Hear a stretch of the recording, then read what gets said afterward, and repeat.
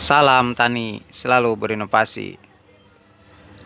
Saudaraku sekalian, ini Bapak petani sedang mengantongi pupuk kandang.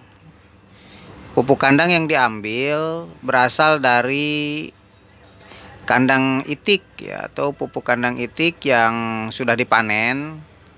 Dan bagusnya pupuk kandang ini biasanya diendapkan setelah 2 atau 3 bulan. Pupuk kandang ini diberi dengan kapur ya. Tadinya diaduk dengan kapur secara berlapis. Jadi pertama sekam ya, dilapisi nanti kapur, dan ketika tertimpa oleh pupuk kandang nanti atasnya terus diberi kapur lagi. Tujuannya untuk supaya tidak terlalu bau. Dan ini nanti setelah dikantongi seperti ini, dimasukkan ke dalam karung, akan dimasukkan ke dalam sawah. Nah, ini seperti ini ya, kapurnya berlapis-lapis. Jadi selain kita berikan pupuk kandang, di sini ada pembelian kapur di mana kapur ini bisa menaikkan pH tanah, karena kadar pH-nya tinggi ya, basa, nanti kadar pH dalam tanah bisa menaik. Selain itu juga diberikan pupuk kandang ini tujuannya bisa memperbaiki tekstur tanah ya, unsur hara pada tanah, biologi tanah, baik bakteri ataupun fungi yang ada dalam tanah nanti akan ikut subur, karena bahan organik yang ada pada pupuk kandang ini sangat banyak sekali. Apalagi ini yang digunakan pupuk kandang itik. Ini punya teman saya nih kandangnya ya, Kang Abdul.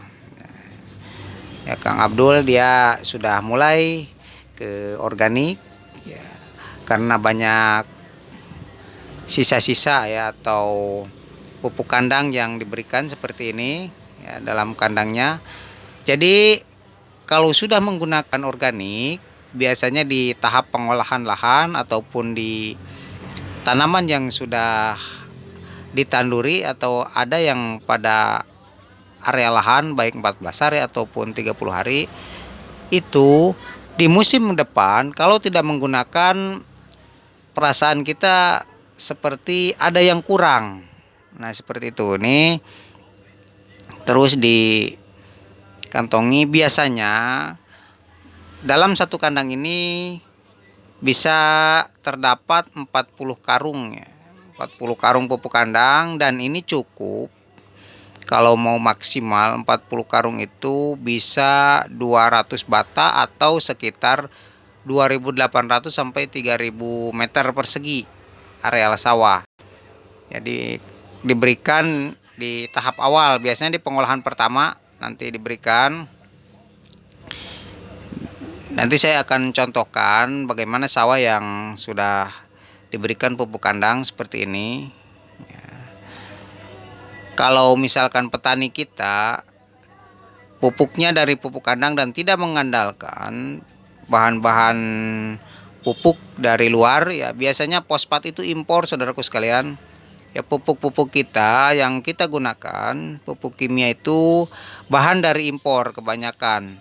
Ya, ini kalau kita sudah mandiri, pupuknya dari sendiri, terus pematangnya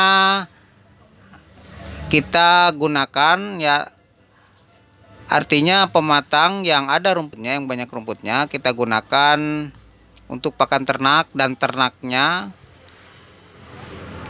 limbah ternaknya itu kita manfaatkan, kembalikan lagi ke sawah ya, pupuk kandangnya. Itu di sana tuh padinya kelihatan ya, jadi hasil dari pupuk kandang ini. Coba kita lihat tanaman padinya sekarang sudah bunting. Nah, kita lihat ini tahap awalnya tanaman padi ini diberikan di pengolahan pertama. Pengolahan pertama diberikan, diolah, dibajak ya, jadi menyatu dengan tanah. dan seperti ini. Ya, ini sudah bagus. Kalau kita sudah bisa seperti ini, kita sudah bisa mandiri, saudaraku sekalian. Ya, jadi alangkah baiknya bertani itu sambil beternak. Ya, kalau misalkan kita sudah bisa seperti itu, taraf hidup petani ataupun kesejahteraan petani meningkat akan jauh sekali, ya, drastis sekali. Ini ternyata memang bisa pupuk kandang itu menyaingi tahap awal pun sudah bisa menyaingi di pupuk kimia asalkan metodenya benar. Ini bisa dilihat daunnya, ya bisa diukur dengan BWD atau bagan warna daun. Ini sudah stabil daun seperti ini, sesuai dengan karakteristik ya pada tanaman ini. Ya, genetiknya daunnya seperti ini sudah cukup. Ya, berbeda dengan Inpari 32. Ya, ini sudah bagus sekali nih, saudaraku sekalian. Anu ditangoli.